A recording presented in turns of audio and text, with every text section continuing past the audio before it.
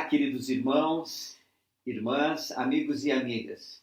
É sempre uma alegria estarmos juntos aqui para estudarmos o Vem e Segue-me. Dou as boas-vindas a todos aqueles que estão chegando à nossa classe, ao nosso grupo de estudo. Sejam bem-vindos. Todas as semanas, várias e várias pessoas juntos ao nosso grupo. Sejam bem-vindos. Obrigado por aqueles que estão compartilhando esse vídeo. Às vezes você tem uma pessoa que tem o desejo de estudar as escrituras, mas está sozinha, compartilha com ela. Ou então uma pessoa um pouco mais idosa, que está com dificuldade de ler, enfim, compartilha. Compartilha com seus amigos. Todas as semanas chegam mais. E se você está assistindo aqui a nossa aula, por favor, e não se inscreveu ainda, se inscreva no nosso grupo, que é um grupo de estudo muito bom. Se inscreve aqui no canal do YouTube. Bem, vamos começar. Hoje nós vamos estudar Doutrina e Convênios 25. Lembrando que o cenário histórico, né, 24, 25, 26, todas essas escrituras, nós já estávamos aqui no mês de julho de 1830. Então, abril, né, maio, junho, julho, 3 meses praticamente, 4 meses quase da restauração, né, da organização da igreja. E nós já aprendemos que nesse período histórico muitas perseguições surgiram. Pessoas acusavam Joseph de desordeiro por estar pregando o livro de Mórmon e causando confusão. Não vivemos uma época assim, né? Porque prenderam Joseph por estar ensinando, levaram para a cadeia 2 vezes, multidões foram perseguindo. E Emma havia se batizado lá no ramo de Collinsville, mas teve que, à noite, quando foi para ser realizada a reunião, onde ela seria pela imposição das mãos, receber o dom do Espírito Santo, não aconteceu, porque Joseph foi preso. E quando foi solto, tiveram que fugir para voltar para Harmon. Pois bem, aqui o Senhor dá... Então, esse era só falando assim, eu queria que você entendesse da dificuldade, da perseguição, que tudo estava acontecendo. Como, de repente, Satanás juntou várias pessoas, multidões, para falar mal do Evangelho. Fazia 4 meses só. Mas a perseguição era bem intensa, isso que eu queria que você soubesse. E em meio a toda essa perseguição e problemas que estavam enfrentando, o Senhor deu esta revelação a Emma Smith. Vamos começar no versículo 1. Escuta a voz do Senhor teu Deus, enquanto me dirijo a ti, Emma Smith, minha filha, pois em verdade eu te digo, todos os que recebem meu evangelho são filhos e filhas em meu reino. Fim dessa leitura.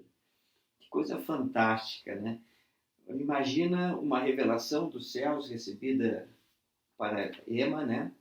Em que o Senhor chama ela de minha filha. E eu comecei aqui fala também que aqueles que dão ouvidos ao Senhor, que o recebem, são chamados de filhos. Daí eu fiz uma pesquisazinha e em algumas escrituras em que o Senhor chama aqueles que o seguem e o aceitam como filhos. Então vamos ver aqui em Moisés 6, do 64 até o 68, diz assim, abre aspas, né? E aconteceu, quando o Senhor falou a Adão, nosso pai, que Adão clamou ao Senhor e foi arrebatado pelo Espírito do Senhor e foi levado para a água e foi mergulhado na água e foi tirado da água. E assim ele foi batizado e o Espírito de Deus desceu sobre ele. E assim ele nasceu do Espírito e foi vivificado no homem interior. E ele ouviu uma voz do céu dizendo, foste batizado com fogo e com o Espírito Santo. Este é o testemunho do Pai e do Filho, e de agora em diante para sempre. E tu és a segunda ordem daquele que foi sem princípio de dias ou fim de anos, de toda a eternidade para toda a eternidade.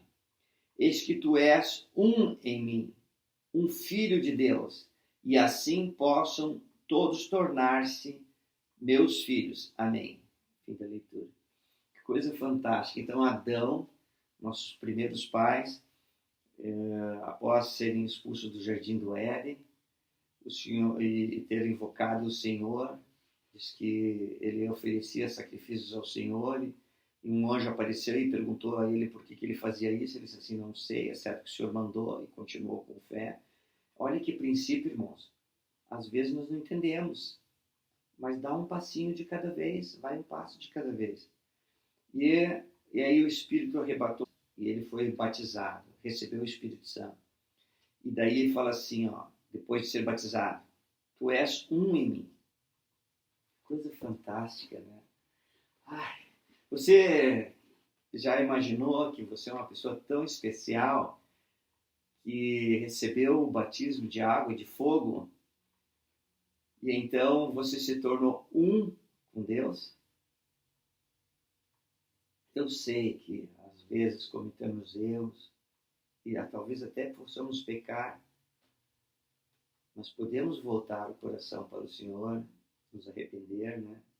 E continuar um passo de cada dia, irmão. Precisamos dar mais um passo de fé em fé. Porque você e eu, todos nós somos filhos de Deus. Olha que interessante no capítulo 8, versículo de Moisés 8, versículo 13. E Noé e seus filhos deram ouvidos ao Senhor e obedeceram-lhe, e foram chamados filhos de Deus. Não é uma coisa assim que traz um conforto, paz no coração, paz na alma, esperança de vida eterna, quando você ouve uma revelação que diz assim: tu és meu filho, minha filha. E ao aceitar o batismo e fazer convênios com Deus, nos tornamos um com Ele. E eu oro ao Senhor para que eu e vocês possamos viver à altura deste título de filhos de Deus. Possamos viver em retidão, com alegria, desfrutar dessa vida maravilhosa que o Senhor nos deu. Então, quando nós damos ouvidos à voz do Senhor, somos chamados de filhos de Deus. Guardamos os seus mandamentos, fazemos convênios, nos tornamos um com Ele. Então, somos chamados de filhos de Deus. Continuando.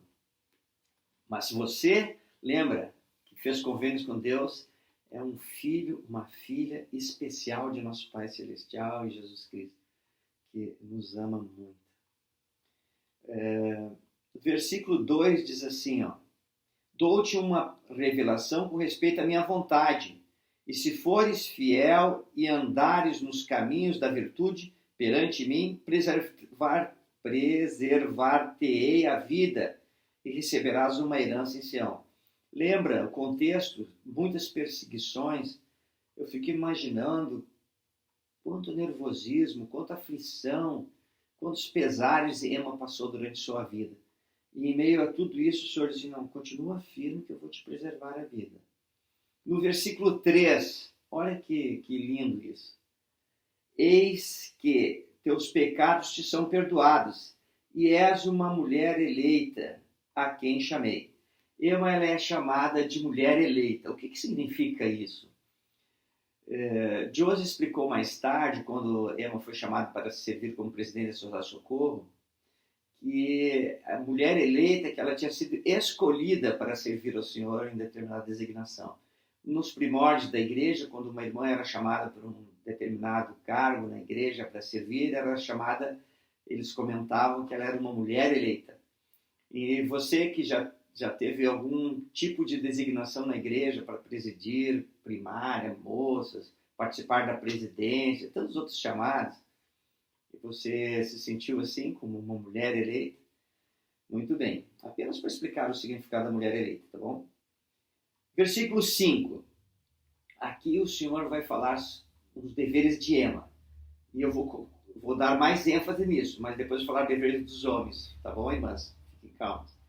Diz assim: o dever de teu chamado, no versículo 5, o dever de teu chamado será confortar meu servo Joseph Smith, teu marido, em suas aflições, com palavras consoladoras e com espírito de mansidão. Então, o chamado de Ema era de confortar Joseph.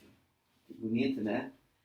É tão gostoso quando você está aflito, chateado, cansado, exausto, e a esposa querida vem, fala com mansidão, uma palavra de paz, né?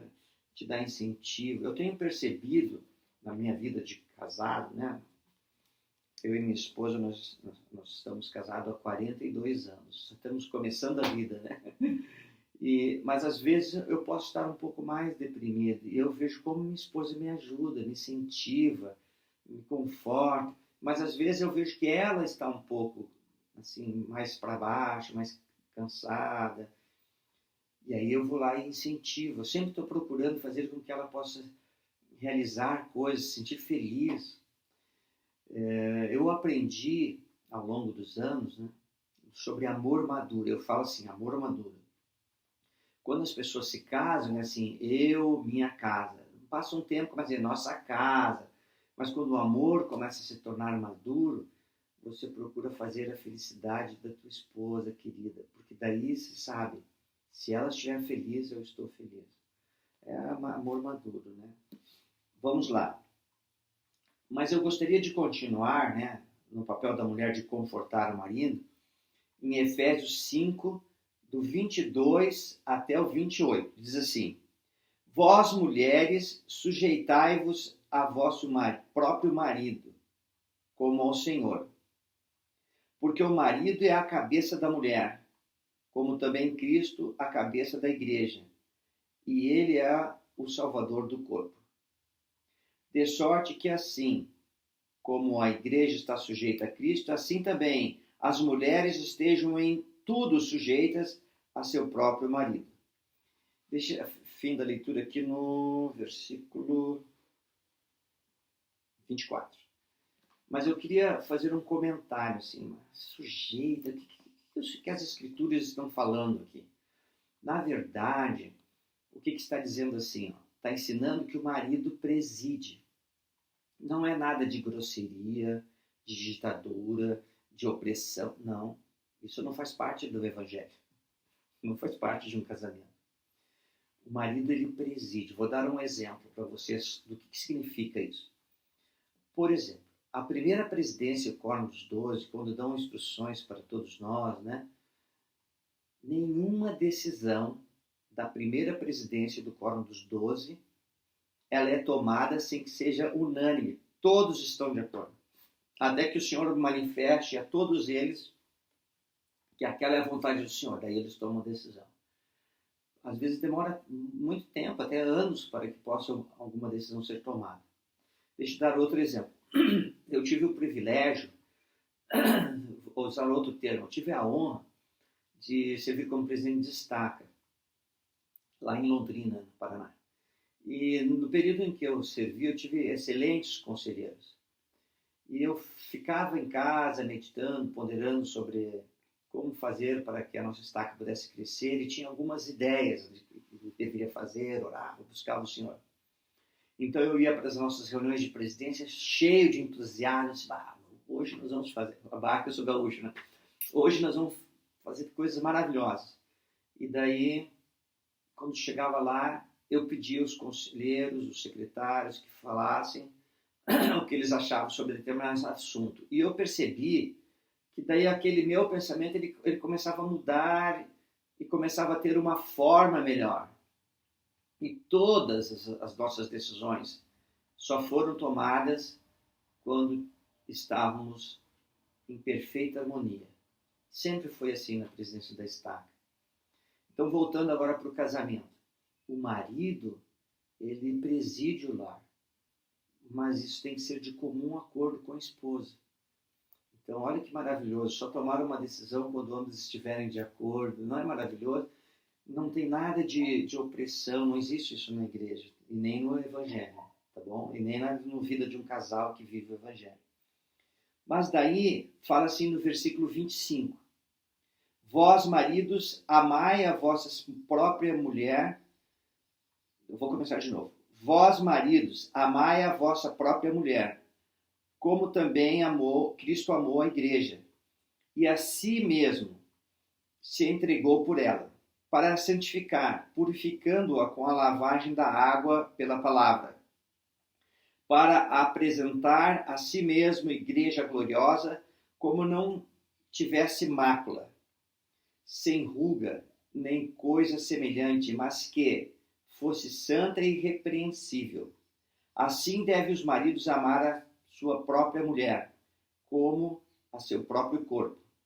Quem ama a sua própria mulher, ama-se a si mesmo. Fim da leitura no 28. Olha que interessante o exemplo que os profetas deram, né? Inspirados pelo Senhor. Que o marido deve ser como Cristo. Cristo deu a própria vida por seu povo. E nós, maridos, devemos dedicar nossa vida à nossa esposa também. Interessante que o Senhor falou que nós devemos amar a Deus de todo o coração. A única pessoa, além de Deus, que o Senhor ordenou que amássemos de todo o coração é a nossa esposa querida. Fantástico, né? Então, irmãs, aqui está falando assim, conforta teu marido. E o marido, preside o lar como um portador do sacerdócio digno e fiel. Tomem decisões quando estiverem todos unânimes. Irmãos, um conselhozinho particular, isso vai te livrar de tantas dificuldades. Vai por mim. Fui bem popular aqui, vai por mim. Vamos lá, vamos continuar aqui. Ó. No versículo 7 de Doutrina e Convênios, fala assim, ó, 7, 8. E serás ordenada sobre suas mãos para explicar as Escrituras e exortar a igreja conforme te for revelado pelo meu Espírito. Pois ele imporá as mãos sobre ti e receberás o Espírito Santo. E teu tempo será dedicado a escrever e aprender. Fim da leitura. Uma coisa importante aqui, ó, lembra que Ema não conseguiu ser designada, aliás, não foi confirmada um membro da igreja e não tinha recebido ainda o Espírito Santo lá em Colísio, eles tiveram que fugir para Harmony. Então Joseph depois impôs as mãos sobre sua cabeça e ela recebeu a companhia constante do Espírito Santo. O que todo membro da igreja recebe ao ser batizado, após o batismo de água, tem a confirmação e ali recebe a confirmação do Espírito. E também mais tarde ela foi designada como presidente do socorro. E lembra, ela fala assim, ó, para explicar e exortar a igreja.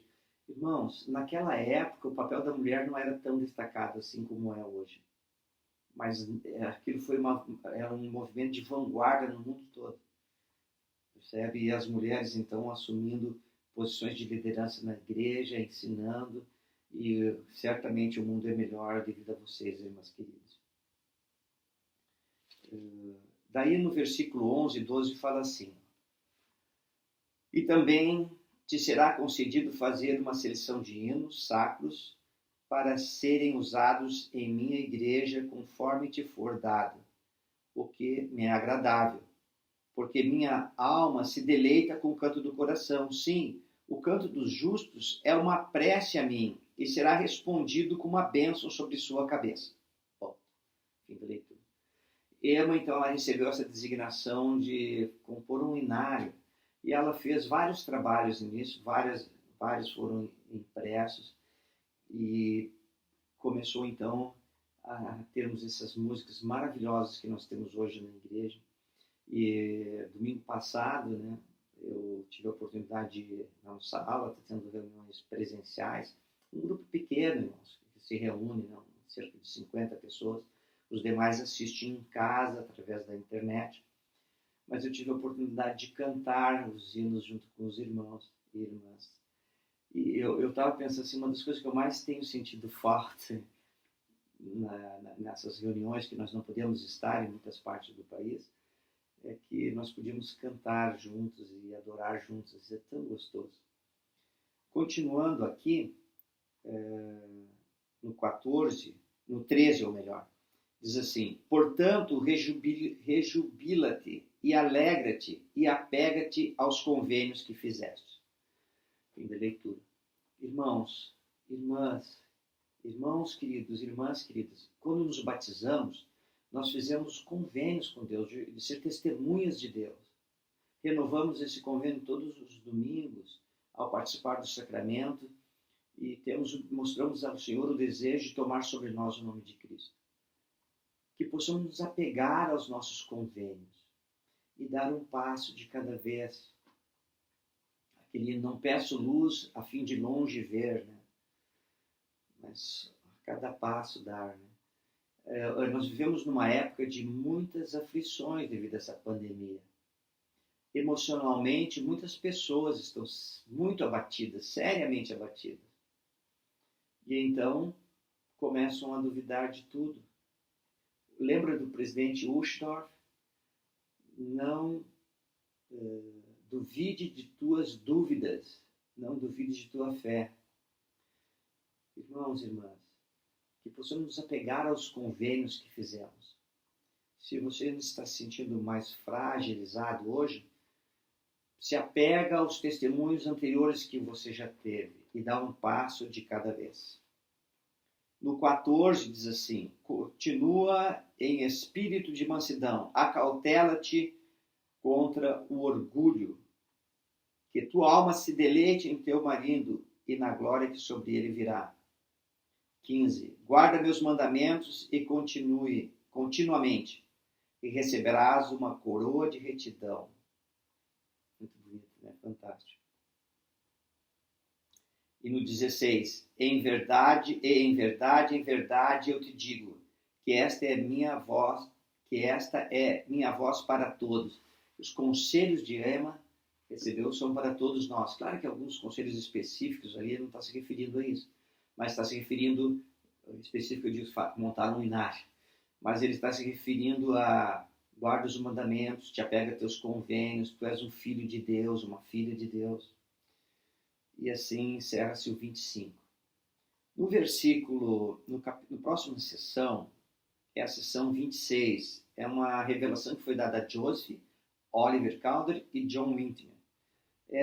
São apenas 2 versículos. Diz assim: eis que vos digo que devereis dedicar vosso tempo ao estudo das Escrituras e à pregação e à confirmação da igreja em Colesville e a realização de vossos labores na terra, como é requerido. Uma coisa aqui, irmãos, é assim, ó. Para quem o senhor estava falando? Primeiros apóstolos, profeta Joseph, estava falando para Oliver Cowdery também, que foi um dos primeiros apóstolos.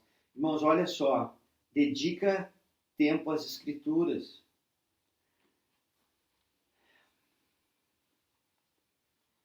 Eu quero que vocês saibam que eu tenho observado na igreja ao longo dos anos, né, esses 44 anos que sou membro da igreja,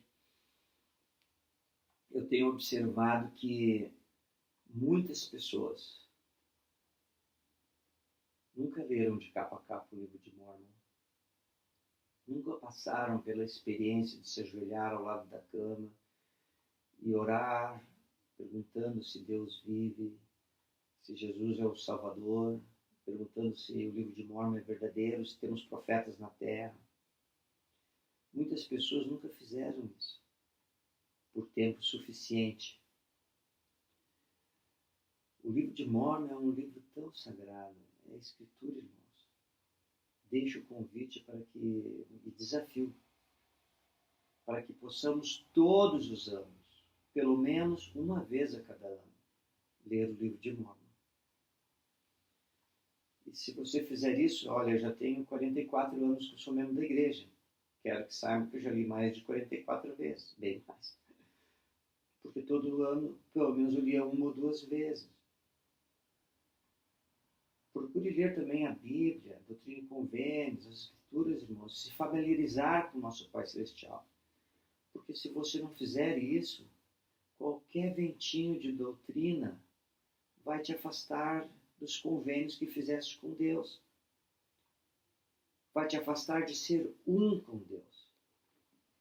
E o convite que eu faço é: te achega ao Salvador, Jesus Cristo, através do estudo das Escrituras, do estudo do Vem e Segue. Lembra, você é um filho ou uma filha especial de nosso Pai Celestial.